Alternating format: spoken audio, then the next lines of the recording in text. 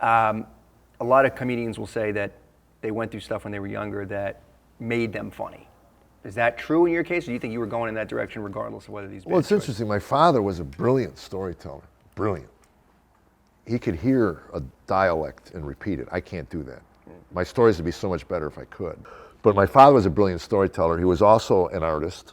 It was interesting. I want to get a picture. When he passed away, he was painting again. I didn't know this. I learned about it as a kid.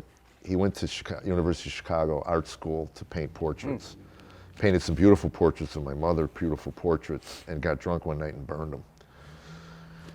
Because he applied to a gallery or something and they didn't take him. So he just burned everything. And I saw him doodle as a kid, on paper, but really never did anything. And when he hit about 60, he decided to get some oils and start painting again. In his arthritis, he couldn't sit for hours, but he would take pictures of people, old weathered men at mini marts. He'd go, "Can I take your picture?" And then he would paint these things. Well, he was also a jazz musician, and in the south side of Chicago, I thought this would make a great movie. I'm not a screenwriter, but this would make a great movie. He'd carry his horn to work. He got into, my grandfather would not let his daughter marry an artist. She's not going to marry you if you're going to be an artist. So he got a job in construction. And because of the alcohol and the culture, it fit in the hard work. He loved construction. He loved the hard work. He loved the bleeding hands. He loved everything about it. I don't get that. But he would bring a saxophone to work.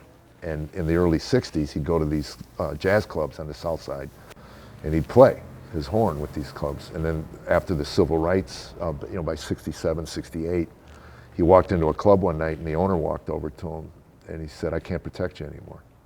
A lot of people here want to hurt you. So you come here, but I can't guarantee your safety." So part of him died, and then he got his lower teeth replaced, and he couldn't bite down on the reed and play his horn. And I asked him once, I said, "How come you never played like weddings?" And he goes, "Weddings? I was a jazz musician, man, and I wasn't going to do that." So anyway, I have a painting in my house, and I want this to be part of the show. I want people to see this. He painted Louis Armstrong. No way, really? Beautiful portrait of Louis, man. And it explained a lot. When I told him I was quitting my job to do comedy full time, he said, "Do it. Do it. Jump in with both feet. You don't want to be 40 years old looking back going, shoulda, woulda, coulda." And he knew it.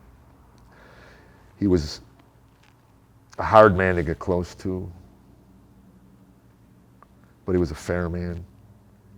And that's my dad. He was a painter and he was a jazz musician. He just happened to do concrete.